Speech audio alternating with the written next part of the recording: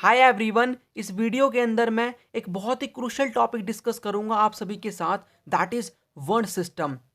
I have taken this topic from chapter number 3 kinship caste and class. तो ये topic बहुत important है, हर बार हमें एग्जाम में इस टॉपिक से क्वेश्चन देखने को मिलते हैं। तो इस वीडियो के अंदर मैं इस टॉपिक का एनालिसिस दूंगा कि वर्ण सिस्टम क्या था, कैसे इसका ओरिजिन होता है, इसमें जो 4 कैटेगरी में पीपल को डिवाइड किया हुआ था उनकी ड्यूटीज़ क्या थी, और एक ऐसा भी सेक्शन था सोसाइटी का जो कि वर्ण सिस्टम को फॉलो नहीं करता था, तो उनके बारे में स्टडी करेंगे।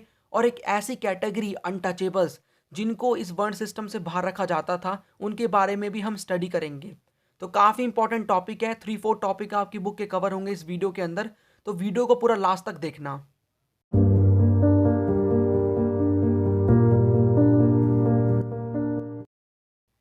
आगे बढ़ने से पहले अगर आपने चैनल सब्सक्राइब नहीं किया तो करके बेल आइकन ऑन कर दो, इससे आपको सभी वीडियोस के नोटिफिकेशन मिल जाएंगे और आपकी एक भी वीडियो मिस नहीं होगी।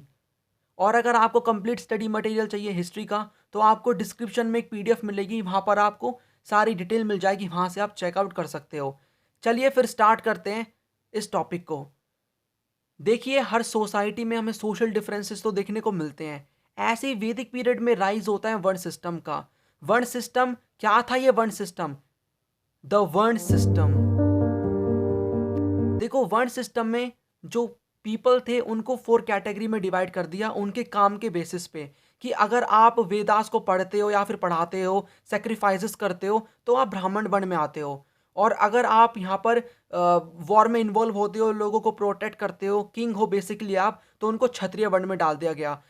या फिर आप ट्रेडर्स हो, मर्चेंट हो, तो आपको वेश्या वर्ण में डाल दिया गया। और यहाँ पर जो भी उसके बाद और भी काम बच गए बाकी के, जो कि माने जाते थे कि भाई उनका जो काम है, जो बाकी काम बच गए, उनका स्टेटस थोड़ा सा लो है, तो उनको शूद्रा वर्ण में डाल दिया गया।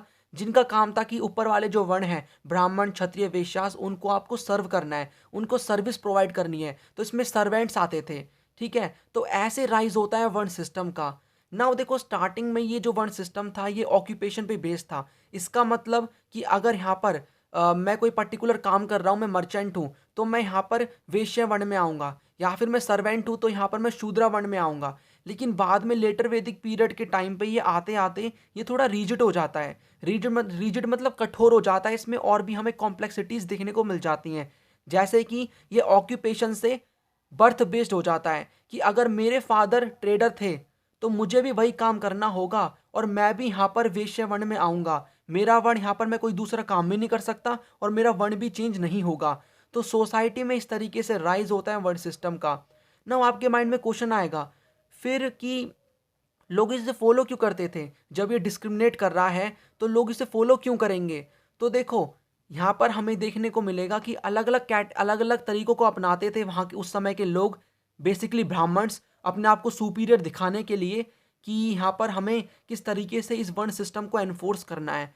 तो चलो अब हम डिस्कस करते हैं कि कैसे इस वर्ण सिस्टम को सोसाइटी में एनफोर्स किया जाता था। हाउ वर्ण सिस्टम वॉज एनफोर्स्ड। देखो, यहाँ पर क्या करते थे, एक एक बेसिक तरीका है हमारे पास कि भाई इस वर्ण सिस्टम को ना गॉड से कनेक्ट कर दो। ये बोला गया ब्राह्मण्स के द्वारा कि वर्ण सिस्टम जो गॉड हैं उनकी जो बॉडी है उनके अलग अलग पार्ट में से निकला है। जो ये हमारा ऊपर वाला एरिया है जिसमें हमारा यहाँ पर हमें देखने को मिलता है, हमारा स्कल वगैरह आता है, तो उस वाले एरिया से हमें देखने को मिलते हैं ब्राह्मण्स। जब भी उन्हीं के पास काफ़ी दिमाग होता है, नॉलेज होती है। और जो गॉड की यहाँ पर ये जो बाजू हमें देखने को मिलती हैं, भुजाएं, यहाँ से हमें देखने को मिलते हैं क्षत्रिय। तभी वहाँ पर वो क्या करते हैं, तलवार उठाते हैं, वॉर में पार्टिसिपेट करते हैं। और हमें थाई वाले पार्ट से देखने को मिलते हैं यहाँ पर वेश्याज, जो कि यहाँ पर अभी मैं आपको इनका काम वगैरह बताऊँगा, जो कि यहाँ पर एज अ ट्रेडर मर्चेंट रहते हैं, वो उनका काम ये होता है। और उसके बाद शूद्रास, जो कि गॉड के पैरों में से निकले हुए हैं, यानी कि उनका मतलब क्या है, उनके आप देखते हो पैर, हम जब धरती में यहाँ पर हम चलते हैं तो पैर हमारे गंदे भी होते हैं, पैर पे हमारी धूल वगैरह लगती है, तो इसका मतलब ऊपर वाले वर्ण को आपको सर्विस प्रोवाइड करनी है। तो ये तरीका था एक जिसके थ्रू इस वर्ण सिस्टम को एनफोर्स किया गया। यहाँ पर मैं कमेंट नहीं कर रहा ये कि ये जो तरीका है ये सच है या फिर झूठ है, यहाँ पर मैं कोई भी कमेंट नहीं कर रहा। यहाँ पर मैं हिस्ट्री पढ़ा रहा हूँ, तो उसके अकॉर्डिंग हम उन चीज़ों को डिस्कस कर रहे हैं, राइट। दूसरा तरीका था कि किंग क्या करते थे, एडवाइस करते थे कि मेरे किंगडम में ये वर्ण सिस्टम फॉलो होना चाहिए, ठीक है, और अगर नहीं होगा तो पनिशमेंट दी जाएगी लोगों को। तो ये 2 तरीके थे जिनके थ्रू वर्ण सिस्टम को यहाँ पर एक तरीके से एनफोर्स किया जाता था, ठीक है। अब हम यहाँ पर देख लेते हैं कि यहाँ पर ये जो वर्ण सिस्टम में पीपल को 4 कैटेगरी में डिवाइड किया हुआ है, तो यहाँ पर लोगों का बेसिकली काम क्या था। तो एक हम रफली आइडिया ले लेते हैं, क्योंकि इससे क्वेश्चन एग्जाम में देखने को मिलता है। The right occupation. वर्ण सिस्टम ने डिवाइड किया पीपल को 4 कैटेगरी में। ब्राह्मण्स, जिनका काम था स्टडी करना और टीच करना वेदास को, सेक्रीफाइसेस से परफॉर्म करते थे। यहाँ पर कोई भी किंग है, अगर उसको यज्ञ वगैरह करवाना है, सेक्रीफाइसेस करवाने हैं, तो वो यहाँ पर ब्राह्मण्स को ही अप्रोच करते थे। ये गिफ्ट लेते थे। कौन देता था इनको गिफ्ट? यहाँ पर ये जो किंग है वही इनको गिफ्ट दिया करते थे, ठीक है। क्षत्रिय हमें दूसरी कैटेगरी में देखने को मिलते हैं, जो कि क्या करते थे, वॉर में पार्टिसिपेट करते थे, लोगों को प्रोटेक्ट करते थे, जस्टिस प्रोवाइड करते थे, ये भी वेदास को पढ़ते थे, और ये सैक्रिफाइसेस परफॉर्म करवाते थे, ठीक है। किसके द्वारा? ब्राह्मण्स के द्वारा। और ये गिफ्ट बनाते थे और गिफ्ट देते थे ब्राह्मण्स को, ठीक है। उसके बाद हमें वेश्यास देखने को मिलते हैं, जो कि एग्रीकल्चर, पेस्ट्रोलिज्म या फिर ट्रेड में इन्वॉल्व होते थे। लास्ट में शूद्रास हमें देखने को मिलते हैं, जो कि सर्विस प्रोवाइड करते थे ऊपर के जो भी वर्ण है उनको, ठीक है। अब यहाँ पर मैंने आपको ये तो बता दिया कि इस वर्ण सिस्टम के अंदर क्या था, कैसे यहाँ पर पीपल को 4 कैटेगरी में डिवाइड किया गया। नाउ एक ऐसा भी सेक्शन था सोसाइटी का, जो कि इस वर्ण सिस्टम को फॉलो नहीं करता था। हमें कुछ एग्जाम्पल्स देखने को मिलते हैं जो कि आपकी बुक में बता रखे हैं। चलिए अब हम उनको डिस्कस करते हैं। नॉन क्षत्रिय किंग्स। वर्ण सिस्टम के अकॉर्डिंग यहाँ पर क्षत्रिय ही राजा बन सकता है, लेकिन हमारे पास कुछ ऐसे भी एक्सेप्शंस हैं इससे रिलेटेड, कि कुछ ऐसे भी रूलर्स जो कि क्षत्रिय ना होकर भी वो राजा बने। इसका मतलब उन्होंने वर्ण सिस्टम को फॉलो नहीं किया, जो हमें दिखाता है कि वर्ण system was not followed universally, ठीक है। चलिए अब हम डिस्कस करते हैं वो कौन से किंग हैं। तो यहाँ पर हमें देखने को मिलते हैं मौर्यंस, जो कि माना जाता है कि इनका जो स्टेटस था वर्ण था, वो भी लोअर था, लेकिन ये तब भी राजा बने, ये क्षत्रिय नहीं थे। शुंगास एंड कानवास, जिनको आप देख सकते हो उन्होंने कौन से वाले पार्ट में रूल किया था, ये ब्राह्मण्स थे, ऐसा माना जाता है। शाक्स जो थे वो मलिच थे, मतलब बारबेरियंस थे। इट मीन्स वो क्या थे, एक तरीके से आउटसाइडर थे, बाहर से वो आए थे, और वो यहाँ पर क्षत्रिय, वो भी क्षत्रिय नहीं थे। सातवाहंस, इनको माना जाता है कि वो भी ब्राह्मण थे।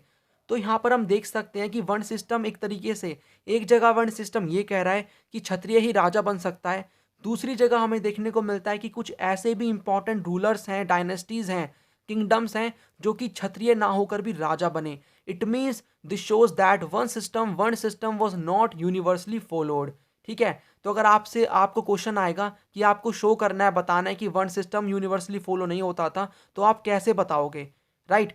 तो आपको इन सभी चीज़ों को मेंशन करना है।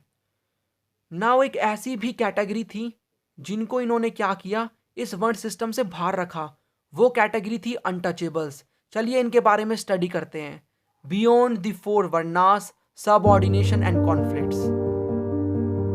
यहां पर हमें देखने को मिलती है एक ऐसी भी कैटेगरी, अनटचेबल्स। देखो अनटचेबल्स का ओरिजिन कैसे होता है। यहाँ पर देखो, उस समय कुछ ऐसे भी कैटेगरी के लोग थे जो कि कुछ लोगों के अकॉर्डिंग ऐसा काम करते थे जिनको वो मानते थे कि वो काम अच्छा नहीं है, बेकार काम है, अगर हम उनको टच करेंगे तो हम इम्प्योर हो जाएंगे। तो वो कौन सा काम था? जैसे कि आप क्रीमेशन कर रहे हो, अंतिम संस्कार करवा रहे हो, किसी बॉडी को दफना रहे हो, ठीक है, इस तरीके से। तो लोग यहाँ पर देखते थे कि भाई कुछ ऐसा भी सेक्शन है सोसाइटी का जो कि ऐसे काम करता है, अगर हम उनको टच करेंगे तो हम भी इम्प्योर हो जाएंगे। इस तरीके से जन्म होता है अनटचेबिलिटी का। लोग दूसरों को, कुछ ऐसी कैटेगरी के लोग जो कि वैसा काम करते थे उनके अकॉर्डिंग, उनको वो टच करने से बचते थे। उनका मानना था कि अगर हम उनको टच कर देंगे तो हम भी इम्प्योर हो जाएंगे, और वो एक तरीके से उन्हें चांडाल्स बोलते थे। मनुस्मृति एक ऐसा टेक्स्ट है जो कि हमें बताता है कि उनकी ड्यूटीज़ क्या थी, क्या काम उनको करना पड़ता था। तो यहाँ पर देखो उन्हें क्या करना पड़ता था, उन्हें जो भी डेड एनिमल है या फिर एक ऐसा पर्सन जिसका कोई भी फैमिली मेम्बर नहीं है, उसका अंतिम संस्कार करना होता था, क्रीमेशन करना होता था। उन्हें विलेज के बाहर रहना होता था, और उन्हें जो बेकार बर्तन है उनको यूज़ करना होता था। वहाँ पर वो क्या करते थे, जो भी डेड पर्सन है उसके जो भी पुराने फटे हुए क्लोथ्स हैं वो पहनते थे, और आयरन के ऑर्नामेंट्स वो पहनते थे। यहाँ पर हमें देखने को मिलता है कि वो, उनको आज़ादी नहीं थी कि वो रात में सड़कों पे चल सकें, राइट। अब यहाँ पर हमें एक ऐसे चाइनीज़ पिलग्रिम है जो कि चाइना से इंडिया में आए थे एक पर्टिकुलर टाइम पे, फायान। इन्होंने अनटचेबिलिटी के बारे में मेंशन किया है अपनी किताब में। ये बताते हैं कि यहाँ पर जो अनटचेबिलिटी उस समय बहुत ज़्यादा थी सोसाइटी में, यहाँ पर कोई भी पर्सन अगर यहाँ पर आ रहा है स्ट्रीट के अंदर, वैसे उनको अलाउ नहीं था कि वो विलेज में एंटर कर सकते हैं, तो लेकिन अगर वो वहाँ पर आ भी रहे हैं तो उन्हें क्या करना पड़ता था, उन्हें तालियां बजानी पड़ती थी। अगर वो ताली बजाएंगे उससे क्या होगा, जो साउंड आएगा क्लैपिंग का, उसको देख के वो क्या हो जाएंगे, जो भी नॉर्मल लोग हैं जो कि उनको देखना भी नहीं चाहते, टच करने की तो दूर, वो देखना भी नहीं चाहते, तो वो अपने घर के अंदर हो जाएं ताकि वो उनको टच भी ना कर सकें। तो आप सोच के देखो, चाइना से आने वाले कुछ ऐसे पिलग्रिम हमें बता रहे हैं, फायान जैसे पिलग्रिम हमें बता रहे हैं कि कितनी बुरी हालत थी उन लोगों की, कितनी ज़्यादा अनटचेबिलिटी हमें देखने को मिलती है कि उन्हें ताली बजानी पड़ रही है ताकि लोग उनको देखे भी ना। राइट। ऐसे ही एक और चाइनीज पिलग्रिम हुआनसांग इंडिया में आते हैं और वो बताते हैं कि अनटचेबिलिटी काफ़ी ज़्यादा है और यहाँ पर लोगों को फोर्स किया जाता है कि वो सोसाइटी में, मतलब उनकी सोसाइटी में एंटर नहीं होंगे, उनके विलेज में एंटर नहीं होंगे, और उन्हें बाहर रखा जाता था सिटी से कि आपको हमारे गांव में या फिर सिटी में नहीं रहना, बाहर रहो अपना अलग से, हमें आपको देखना भी नहीं है। इस तरीके से हमें चीज़ें देखने को मिलती हैं। तो फायान, हुआनसांग, इनके बारे में आप याद रखना। तो यहाँ पर हमने देखा कि किस तरीके से अनटचेबिलिटी हमें देखने को मिलती है। बाद में ये अनटचेबिलिटी बढ़ती जाएगी और लास्ट में जब हमें आज़ादी मिलेगी, हमें कॉन्स्टिट्यूशन हम बनाएंगे, तो आर्टिकल 17 हमने इसलिए डाला हुआ है जो कि बताता है abolition of untouchability. Untouchability abolish है हमारी कंट्री में, ये नहीं होगी, ठीक है। और अगर इसको कोई करेगा तो सुप्रीम कोर्ट उसको पनिशमेंट देगा। राइट। तो अब हम देखते हैं, तो अनटचेबिलिटी थोड़ी थोड़ी कम होती जा रही है। फ्यूचर में इसको हम देखेंगे, हमारी कोशिश रहेगी कि इसको हम पूरा एलिमिनेट कर दें अपनी सोसाइटी से। राइट। तो ये पूरा हमारा एनालिसिस था इस टॉपिक का कि वर्ण सिस्टम क्या था, कैसे इसका ओरिजिन होता है, क्या इसमें लोगों की ड्यूटीज़ हमें देखने को मिलती हैं और इसको कैसे एनफोर्स किया जाता था। और ऐसे भी कैटेगरी के लोग जो कि किंग भी नहीं हैं, तब भी उन्होंने इतने बड़े बड़े एम्पायर्स को बनाया, किंगडम्स को बनाया और रूल किया। ठीक है। इसका मतलब यूनिवर्सली फॉलो नहीं किया जा रहा है वन सिस्टम, कुछ ही ऐसा सेक्शन है जो कि फॉलो कर रहा है। उसके बाद हमने ये भी देखा कि एक ऐसी कैटेगरी अनटचेबल्स, जिनको फोर्स किया जा रहा है कि आप सोसाइटी से, हमारी हमारी सिटी से बाहर रहो, और उनके साथ डिस्क्रिमिनेशन हो रहा है। और मनुस्मृति जैसे टेक्स्ट हमें उसके बारे में बताते हैं, और हुआनसांग और फायान जैसे Chinese Pilgrim. Right. I hope आपको ये आपका जो टॉपिक है ये क्लियर हुआ होगा। फिर भी कोई डाउट है आप नीचे मुझसे कमेंट में पूछ सकते हो। अब बारी आती है क्वेश्चंस की। तो इस टॉपिक से किस टाइप के क्वेश्चन आएंगे, 1 मार्क के, 3 मार्क के, वो आपको मैंने कमेंट सेक्शन में आपको एक पीडीएफ मिलेगी, उसमें जाओ पहली कमेंट में, या फिर डिस्क्रिप्शन में भी मैं डाल दूंगा। तो उसमें आपको एक पीडीएफ मिलेगी, उसमें मैंने इस टॉपिक से रिलेटेड जो भी 1 मार्क के और 3 मार्क के क्वेश्चन आएंगे, या 8 मार्क का भी अगर आएगा, वो मैंने डाला हुआ है। इस वीडियो को देखकर आपको समझ में तो आ गया क्या टॉपिक है, ठीक है, आपको नॉलेज मिल गई। अब आप एक बार जाके उसमें उस पीडीएफ को डाउनलोड करके रीड करो, आपको ये टॉपिक पूरा क्रिस्टल क्लियर हो जाएगा, कोई भी डाउट नहीं रहेगा। ठीक है। टेलीग्राम का लिंक भी नीचे दे दूंगा, आप ग्रुप को ज्वाइन कर सकते हो। चलिए फिर मिलते हैं नेक्स्ट वीडियो में, जिसके अंदर मैं चैप्टर 4 से ऐसे ही एक बहुत इंपॉर्टेंट टॉपिक को डिस्कस करूंगा। Right. So right now this is the end of this video. जय हिंद।